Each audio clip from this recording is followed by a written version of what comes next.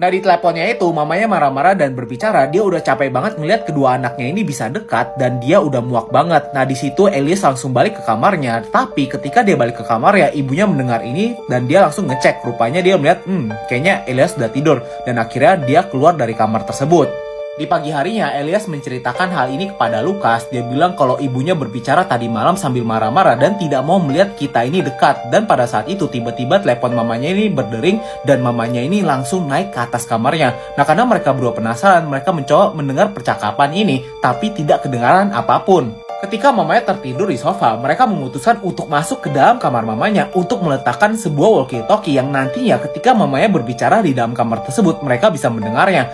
Dan ketika mereka di dalam kamar tersebut, Elias menemukan banyak hal aneh. Salah satunya adalah foto mereka yang sudah tertutup di atas meja. Dan di situ tiba-tiba mamanya yang tertidur di ruang tamu terbangun dan menuju kamarnya. Nah karena mereka panik, akhirnya mereka memutuskan untuk bersembunyi di sebuah lemari. Dan ketika bersembunyi, Elias ini menabrak sebuah tong sampah dan ketika dia periksa, ini adalah gambar yang diberikan kepada ibunya dan sudah dilecek-lecekin sama ibunya.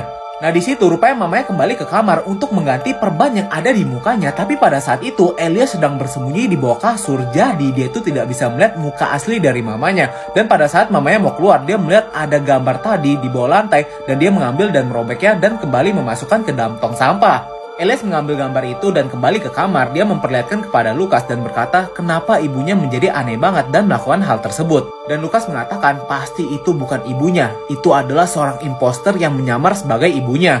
Tapi di situ Elias masih tidak percaya sehingga Lukas mengambil foto dari orang tersebut dan membandingkan dengan foto ibu lamanya. Dan mereka melihat kalau ibunya memiliki mata berwarna biru sedangkan orang tersebut tidak memiliki mata biru. Setelah menyadari hal ini, kedua anak tersebut langsung mau menelepon ayahnya, tapi pada saat itu mereka tidak bisa menelepon ayahnya dan ibunya ini mengetahui kalau pintu kamarnya dikunci. Nah di situ ibunya meminta maaf telah melakukan hal yang aneh dan dia bilang, "Ayo buka pintunya, gua akan memasakkan chicken finger buat kalian." Sontak pada saat itu Lukas bilang kepada Elias jangan membukakan pintu karena dia itu bukan ibu kita. Tapi pada malam harinya ibunya ini mendobrak paksa pintu mereka sambil marah. Dia bilang berani-beraninya kalian menelepon ayah kalian. Dan pada saat itu ibunya mengambil handphone mereka dan menghancurkannya dan bilang jangan kalian coba-coba untuk menghubungi ayah kalian lagi.